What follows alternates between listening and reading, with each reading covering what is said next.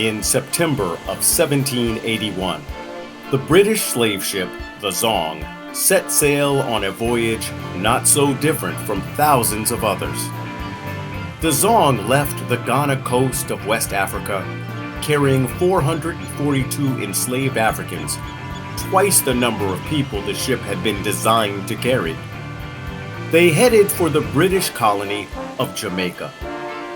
The dark, cramped, suffocating spaces below its decks were filled with unimaginable misery. Men, women, children, chained together within a cloud of stench, heaped under a deluge of filth. Confused, disoriented, and afraid. Oxygen levels were so low below decks, often candles would not burn.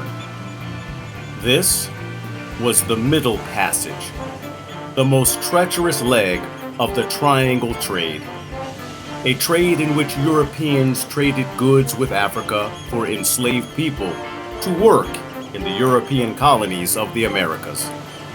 By 1781, this trade cycle had waged for nearly 300 years.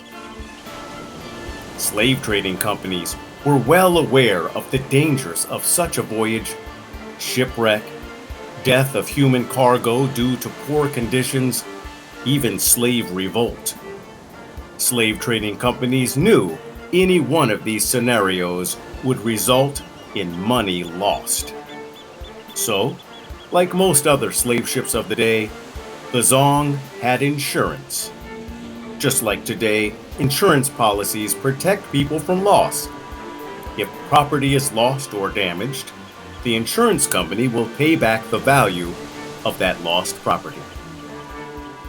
The slave ship Zong had such insurance just in case anything unthinkable happened.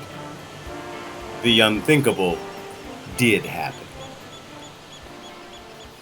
Due to a series of navigational problems, what should have been an 8-week journey had turned into a 3-month debacle.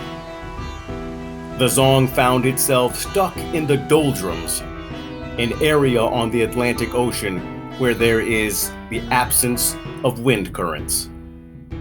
For a sail ship that relied on wind power, veering into the doldrums meant the Zong's journey had stalled. Food and water supplies began to run short. Disease began to run wild. After crawling free of the doldrums' grip, the Zong then overshot its destination of Jamaica.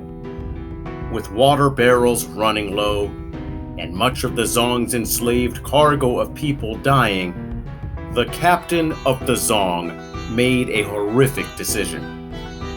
Understanding that insurance would pay for enslaved people who drowned, but would not pay for people who died of thirst, he began throwing people overboard. Between November 29th and December 1st, the captain threw about 142 enslaved Africans into the Atlantic Ocean. The very next day, December 2nd, it rained, filling the Zong's water barrels full. When the Zong finally limped its way into Jamaica, only around 200 of the enslaved Africans survived.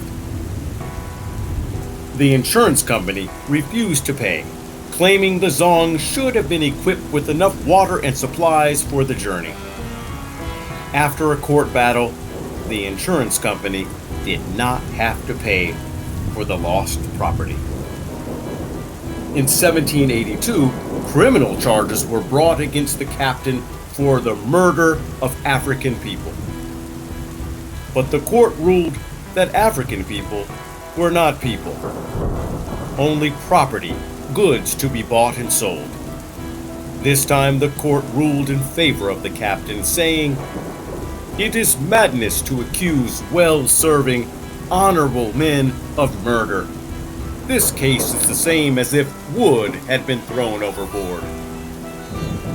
As unbelievably horrific the case of the Zong was, and still is, the court cases brought attention to the cruelties of the slave trade. Membership in England's abolitionist movement skyrocketed. By 1833, England abolished slavery throughout the entire British Empire, ending its role in slavery forever, over 3 decades before the United States.